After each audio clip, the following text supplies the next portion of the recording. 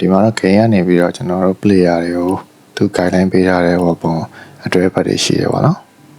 အဲဒီထဲမှာ DPS combo တွေရှိတယ် tank combo ရှိမယ်ပြီးရင် healer combo တွေရှိမယ်ပေါ့နော်အဲဒီကနေမှာကျွန်တော်ဒီ melee DPS combo ဖြစ်တဲ့ Infernal Twin Blade နဲ့ Mortal Road ရဲ့ check guide combo လေးကိုကျွန်တော်ဒီလောက်ပြန်ပြီးတော့ share လုပ်ပေးအောင်ပေါ့နော်ပေးရ skill explanation နဲ့ပြီးတော့ဒီ inner way ကိုလို့တောင်းရမယ်ဆိုတာအစားပေါ့နော်အရင်အရှိမဖြစ်အောင်တော့ကျွန်တော်တိုင်းတော့တော်လေးနဲ့ရှင်းရှင်းလင်းလင်းဖြစ်အောင်တော့ကျွန်တော်စူးစမ်းပေးထားပါတယ်ဒါကတော့ template ရဲ့ skill ကတုံးလိုက်မယ်ဆိုရင်ဒါကိုကန်ပြီးတော့သူပြန်ဖမ်းတယ်အမှနောက်ထပ်2မျိုးတုံးလို့ရတယ်ပထမတစ်မျိုးကဘာလဲဆိုတော့အဲဒါကိုကန်လိုက်တဲ့အချိန်မှာ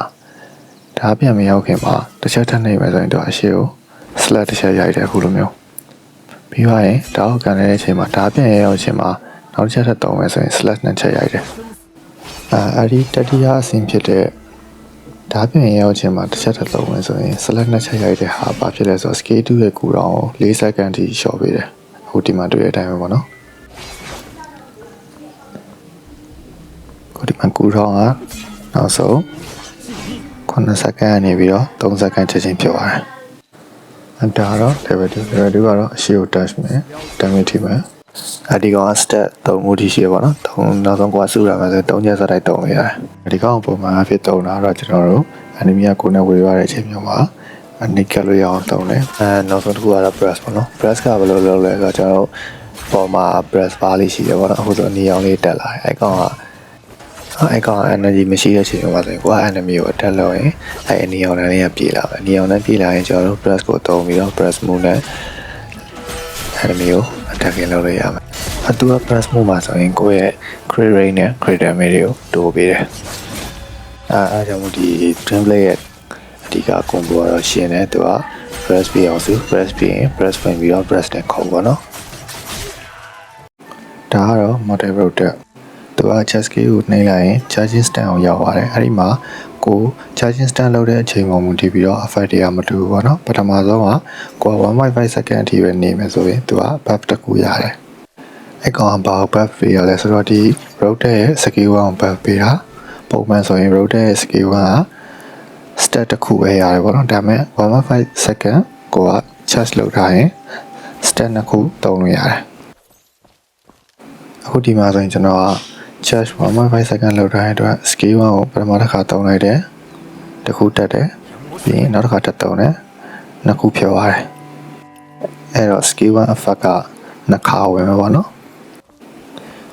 ပြီးတော့ဒီမှာဆိုရင်ကျွန်တော် charge scale မရှိတော့ဘူးအဲ့တော့ scale 1ကိုတစ်ခါသုံးလိုက်တယ်ပြီးတော့နောက်တစ်ခါတက်သုံးတယ်ဒါပေမဲ့အဲ့ဒါနှစ်ခါမဖြစ်ပဲနဲ့ကူတော့ကိုပဲပြန်ပြီးတော့ restart ပြန်လုပ်တယ်ပေါ့နော်ဒါကကျွန်တော်ဒီ weapon တစ်ခုတွဲဖက်တော့နဲ့အဓိက skill ပေါ့နော် skill 1လောက်တဲ့ skill 1ဒီကော skill 1သုံးလိုက်ပြီဆိုရင်ပြီးရင် light တက်လို့မယ် light တက်ဆို basic တက်လို့ဆိုတာပေါ့နော် light တက်လို့မယ်ဆိုရင်ဒီကောင်မြေကြီးကနေကြွက်တွေထွက်ကြိုက်တယ်အဲ့ကောင်က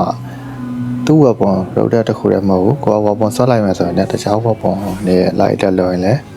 ကြွက်ကထွက်ကြိုက်တယ်ပေါ့နော်အခုဒီမှာဆိုရင်ကျွန်တော် skill 1သုံးပြီးတော့ template ချိန်ရတယ် template ရဲ့ light တက်သုံးတယ်ထွက်တွေထွက်ကြိုက်တယ်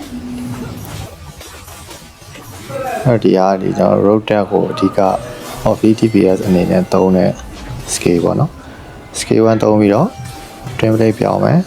template ရဲ့ light တက်နဲ့ခုံအခုဒီမှာပြန် mention ချင်တာခုနပြောတဲ့ road tag ရဲ့ chest scale ပေါ့နော် chest scale က chest scale ကို 1.5 second သုံးလိုက်ရင်ဒီ road tag ရဲ့ scale ကနှစ်ခါသုံးလို့ရတယ်နှစ်ခါသုံးလို့ရရင်တော့ဘာဖြစ်လဲဆိုတော့ပုံမှန်ကြွက်တစ်ကောင်ကိုင်းရင်တော့အဲ့အချိန်မှာကြွက်နှစ်ကောင်ကိုင်းတယ်ပေါ့နော်အဲကြောင့်မလို့ဒီ chest scale သုံးပြီးတော့ road ရဲ့ scale ကိုနှစ်ခါသုံးရင်ကိုက damage များပိုပေးနိုင်တယ်ပေါ့နော်ပြီးဒီကောင်ကတော့ road ရဲ့ scale 2 scale 2ကဘယ်လိုလုပ်လဲဆိုတော့အခုဒီမှာလုပ်လိုက်လို့မျိုးပေါ့နော်သူကကောင်နဲ့သေးတဲ့ကောင်ဆိုရင် scale 2သုံးလိုက်ရင်အဲ့ဒီ enemy ကိုလှမ်းဆွဲတယ်အခုဒီမှာဆိုရင် boss ဖြစ်တဲ့အတွက်အကောင်ကြီးရဲ့အတွက်သုံးလိုက်မယ်ဆိုရင်ကိုကသူ့နောက်ပြစ်ကပ်သွားတယ်ပြီးတော့နောက်ထပ်တစ်ဆင့်ကိုထပ်သုံးမယ်ဆိုရင်သူက knock out လုပ်တယ် road ရဲ့ scale 2ကချက်ကြိုက်တဲ့ damage ကို 50% ပိုတိုးပေးရတဲ့အတွက်ကျွန်တော် target ကိုတော့ဖြစ်နိုင်ရင်ထိအောင်သုံးသင့်တယ်ဒီမှာတော့ကျွန်တော် combo လေးကိုနည်းနည်းပြောပြပေးမယ်နော် အရင်ဆုံး road deck ကနေစမယ် road deck ရဲ့ chest scale ကိုသုံးမယ်1.5 second ပေါ့နော်အဓိကကတော့ဒီ scale 1ကို buff တာလို့ကျွန်တော်ပြီးသွားရင် scale 2ကိုထည့်အောင်သုံးပြီးသွားရင် chest scale သုံးတဲ့အတွက် scale 1ကိုနှစ်ခါစလိုက်သုံးမယ်ဒါသုံးပြီးသွားရင်တော့ weapon swap ပြီးသွားရင် basic attack နဲ့ချမှာ press ပြီးသွားရင်ဆိုရင် press သုံး basic attack နဲ့ချဒါဆိုရင်တော့ကျွန်တော် rotation တစ်ခုပြီးသွားပြီrotation တစ်ခုပြီးသွားရင်ကျွန်တော်အစားနဲ့ပြန်စားမယ်မစားခင်ကြားထဲမှာကျွန်တော်လိုအပ်ရင် mystic scale တွေသုံးလို့ရတယ်ဒီမှာတော့ boss ကသူ့ရဲ့ first stage ပြီးသွားပြီးတော့ second stage ရောက်သွားတဲ့အတွက်ကျွန်တော်ခြားထဲမှာ mystic scale သုံးရမှာတော့ damage လောက်တဲ့အတွက်နောက် rotation ပြန်စားရမှာနောက်ဒီမှာနောက်တစ်ထပ် rotation တစ်ခုပြန်စားမယ်ဆိုရင်အကယ်ဒီမှာဒီလိုမျိုးကိုက chest scale သုံးဖို့အချိန်ရတယ်ဆိုရင်တော့ chest scale သုံးပြီးတော့ခုနအတိုင်းပဲအစားဆုံးပြန်သုံးပါတော့ကဲကိုက chest scale သုံးလို့မရဘူး boss ကအတက်ခင်စတိုက်ပေးတာတော့ဘာလို့လုပ်နေရဆိုရင် chest scale မသုံးနိုင်ရတယ်အဲ့တော့ chest scale မသုံးဆိုရင်တော့ကျွန်တော်တို့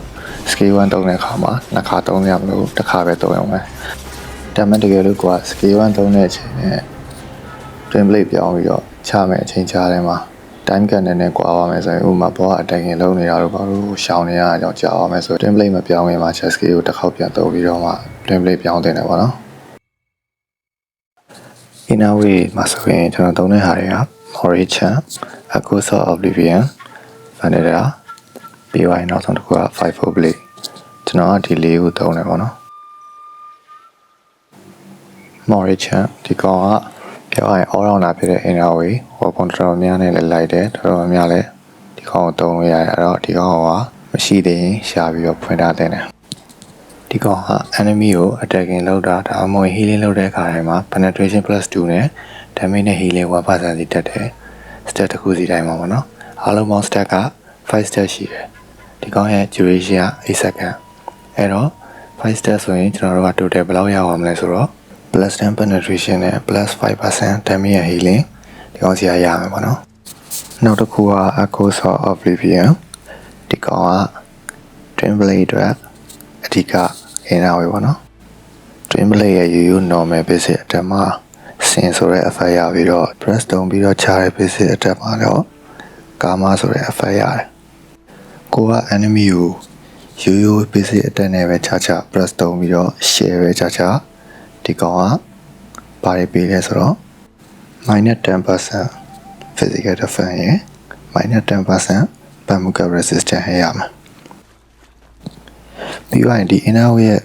basic ကအမှလည်းမပြီးသေးဘူးသူကနောက်ထပ် effect တစ်ခုရှိသေးတယ်အဲ့ဒါကဒီ sensor လို့ခေါ်တဲ့ effect အဲ့ဒီ effect ဘယ်လိုလုပ်လို့လဲဆိုတော့ enemy ကိုရိုးရိုး basic attack နဲ့လည်းချရမယ်ပြီးတော့ press တုံးထားတဲ့ basic attack နဲ့လည်းချရမယ်အဲ့လိုမဟုတ်ဘဲနဲ့အဲ့ဒီ sensor ဆိုတဲ့ effect ကိုကျွန်တော်တို့က perfect dose လုပ်ပြီးတော့လဲတခါတည်းတားရရတယ်ပေါ့နော်အဲစင်ဆာရာဆိုတဲ့ effect ရအောင်ပါထပ်ဖြစ်လဲဆိုတော့ဒီကောင်က additional +5% HP damage ကိုထပ်ပေးရပေါ့နော်ဒီမှာတော့စင်ဆာရာ effect ရတဲ့နှစ်ခုပြပေးရအောင်တစ်ခုက normal တက်နေ step ပေါင်းချတဲ့ဟာရယ်နောက်တစ်ခုက perfect dose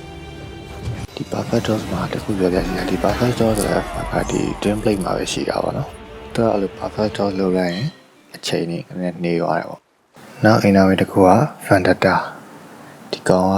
ကျွန်တော်တို့ဒုတိယ weapon ဖြစ်တဲ့ road deck ရဲ့ skill 2ကို enemy ကိုသုံးလိုက်မယ်ဆိုရင်အဲ enemy မှာ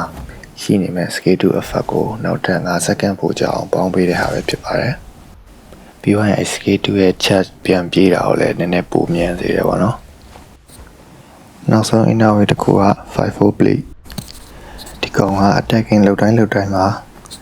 stat တစ်ခုရဖို့အတွက် 10% chance ရှိတယ်ပေါ့နော်။ကဲကွာ stat 5ခုပြင်မယ်ဆိုရင်သူကအဲ stat 5ခုလုံးကို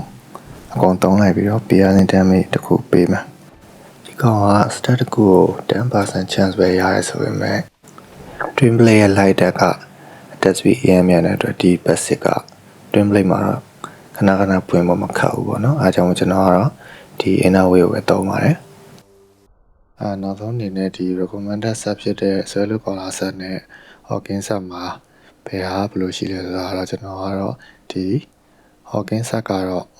10% attack က ပုံမှန်အချိန်ပြည့်နေရရတယ်ပေါ့နော် recommended set ကတော့ 50% အထက်ပို့ရမယ်ဘယ်အချိန်မှာလဲဆိုတော့သူက enemy ကရှိရ 40% အောက်ရောက်နေတဲ့အချိန်မှာပြရမယ်ပြီးပါရင် exhausted ဖြစ်နေတဲ့အချိန်မှာ 5% damage ပို့ထိမယ်ပေါ့နော်အဲ့တော့သူကပြောရရင်တော့ target ကရှိနေပြီးတော့ exhaust ဖြစ်နေတဲ့အချိန်မှာ damage ပို့ထိမယ် Hawking ကတော့အချိန်ပြည့် damage 10% ပို့ရမယ်အဲ့တော့ကျွန်တော်ကတော့ဒီအချိန်ပြည့် damage ပို့ရမယ် Hawking set ကိုပဲရွေးထားတယ်ပေါ့နော် brother တို့ကတော့ဒီနေရာမှာတော့ကိုကြိုက်တဲ့ဟာကိုသုံးနိုင်ပါတယ်ဗီဒီယိုလေးကတော့လောက်ပါပဲကျွန်တော်သိတာလေးကိုတနေ့တော့ပြန်ပြီးတော့ share လုပ်ထားပေးခြင်းဖြစ်ပါတယ်